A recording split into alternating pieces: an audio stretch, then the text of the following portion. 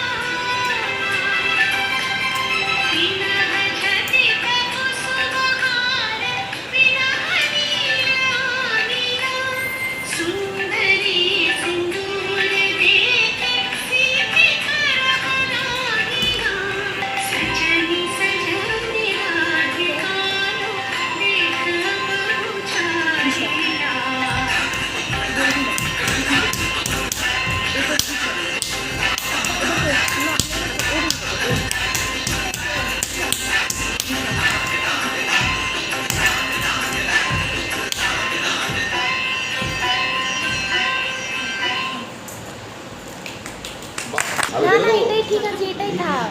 সব পরিষ্কার দেখতে পাচ্ছি। বড় সুন্দর অনেক খুশি আমি। এবার ডেকে নিচ্ছি তৃষাকে, যে আজ আমাদের আজকের এই বিশেষ দিনটি উপলক্ষে কিছু বলবে। নমস্কার। রবীন্দ্র জয়ন্তী একটি গুরুত্বপূর্ণ ঘটনা, যা রবীন্দ্রনাথ ঠাকুরের জন্মদিন উদযাপনাকে চিহ্নিত করে।